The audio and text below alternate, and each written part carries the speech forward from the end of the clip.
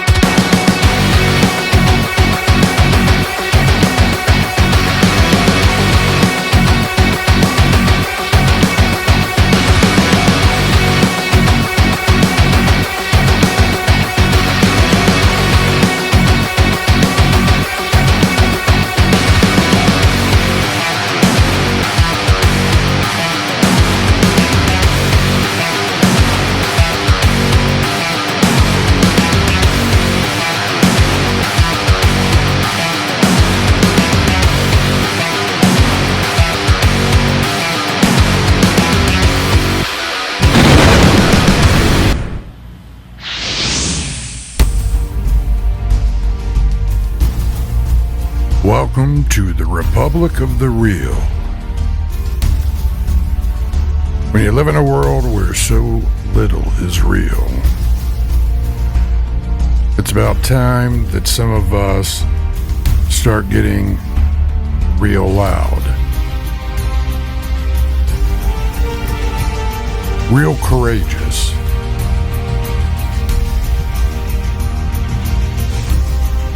And helping people understand how it is that we got here so we can get real busy changing the trajectory of this country.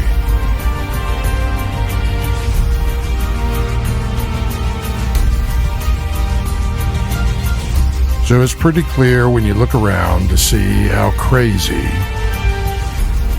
all aspects of the world that we live in is getting. Across the 7 spheres and around the world. We live in a time where uncertainty has overtaken expectations of certainty. We live in a world that has become overcome by its fear, confusion, rage, anger, hatred, avarice, hubris. We live in a world where it seems like everyone is turning against everyone else.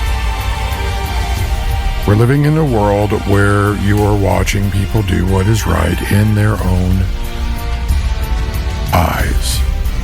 And such a world brings about a world of chaos, a world of confusion, a world of insanity. It is a world on the cusp of the old dying and the new being birthed. So what would that be? What do you think that's going to look like? What do you think the world is going to be like?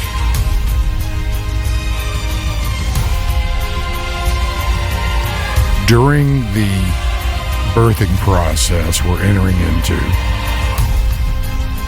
and after, what do you think it's going to take for us to get to that point?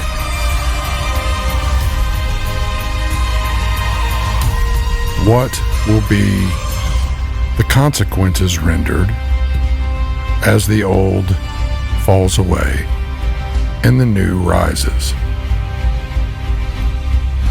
What will it look like for people and for the nations?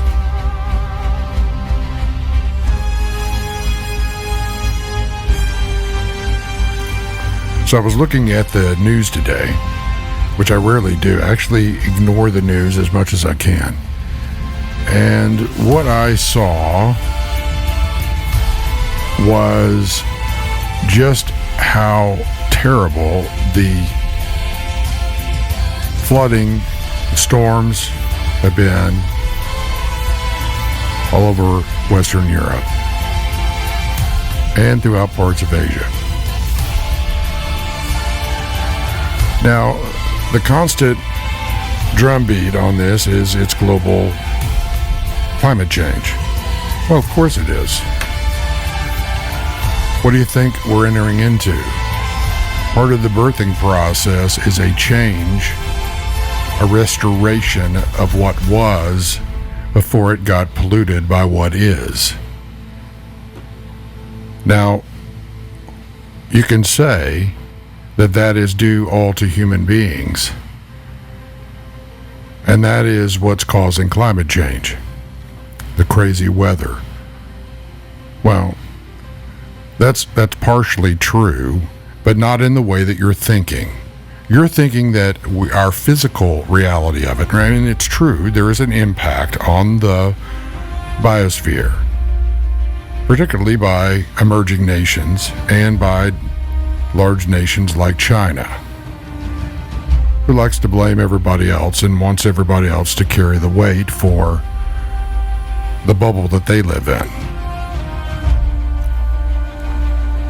But you also are in a much larger meta pattern, a meta cycle.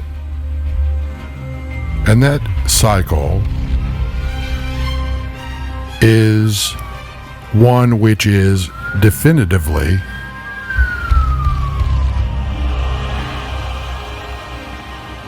one that is it throughout our entire solar system, as well as the broader Milky Way galaxy that you're in and universe in general. You see, you don't generally think of it in those terms. We're very myopic as a species. And we're very myopic as individuals.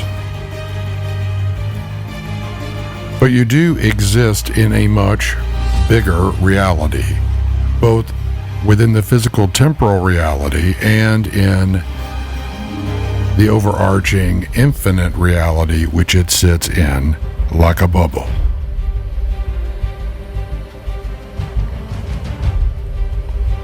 So it is our natural inclinations when we see things occurring to put them into a frame of reference that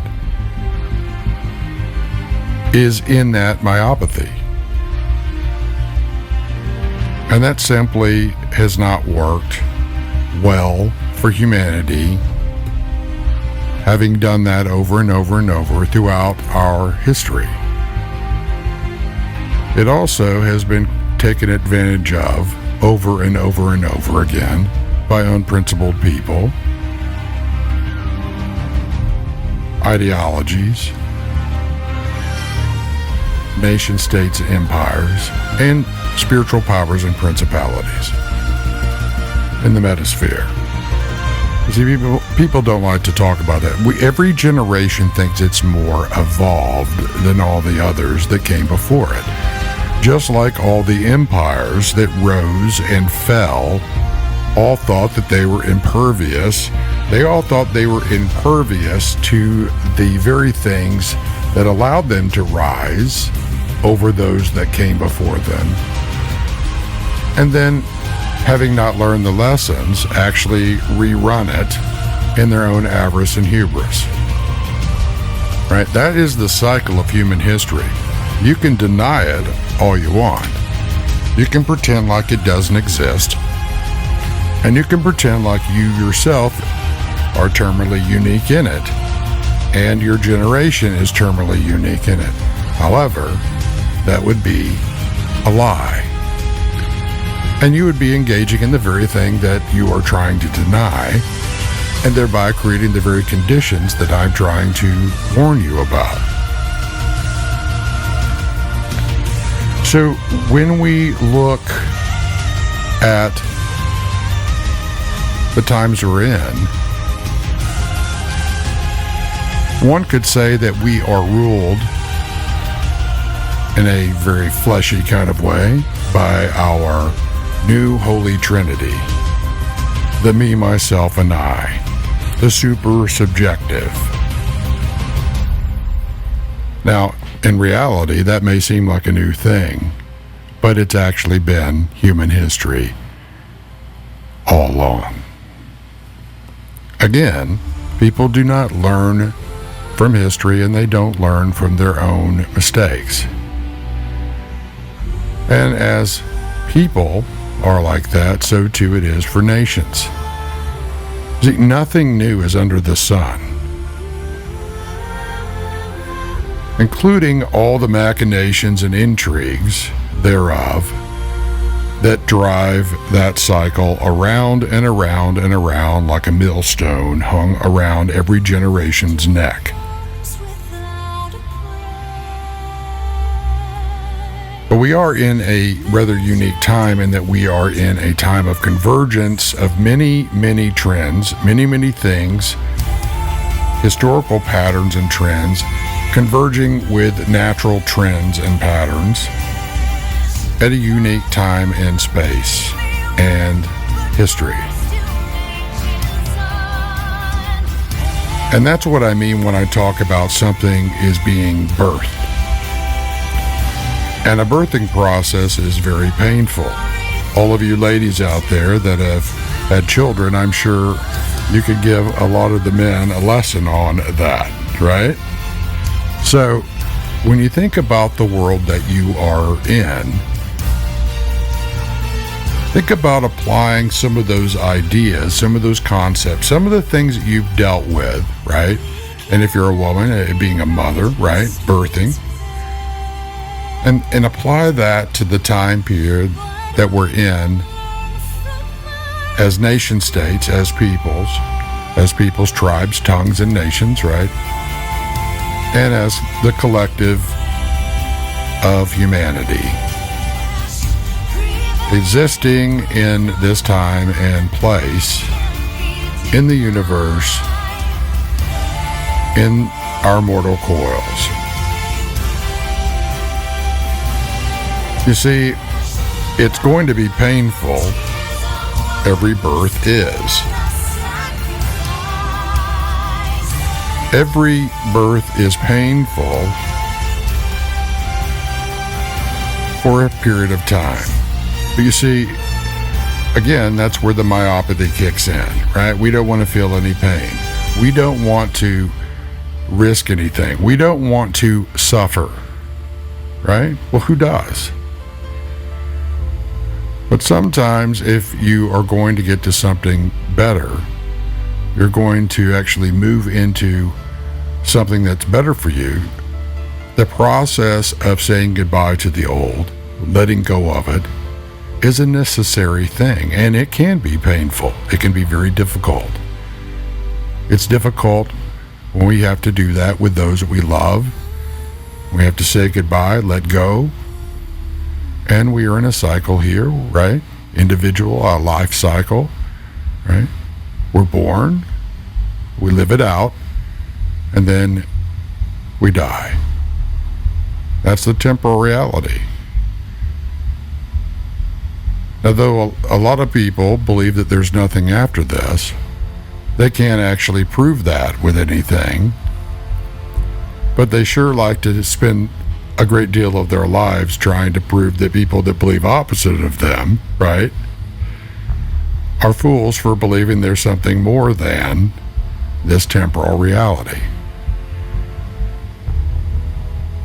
Now, that seems like a kind of a waste of one's temporal life if you truly do not believe that there's nothing, that there's nothing beyond this, right? Why would you spend so much of your energy and your time trying to convince people of what you believe that believe different than you? I mean, that's kind of focusing on the very thing you say doesn't exist, yet it's giving you so much trouble that you somehow obsess on it. But I don't want to go down that rabbit hole, right? Because we all really know that's bullshit. I mean, if we're real about it, we all know that that's a game people play.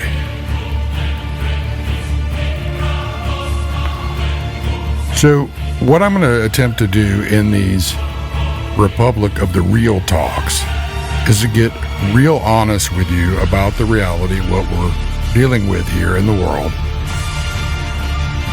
using the 7 spheres of society as kind of a guide, right? I'm going to go around the horn on each of these,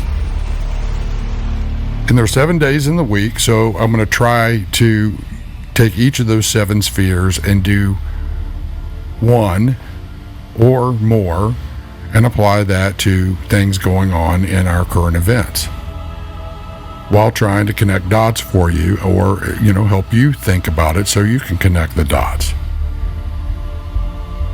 Because when you live in a world that is so fake, when you live in a world like we do that seems like it's a dream state or a horror movie or whatever it is that your present perceptions of it are, sometimes it's difficult to even believe that anything real still exists. But I assure you, if it didn't exist, you wouldn't be struggling with that question. And we're going to dive into why that is. And we're going to dive into how those questions and those perceptions aggregate across the 7 spheres of society and create a reality that explains why it is I tell you, as it is for people, so too it is for nations.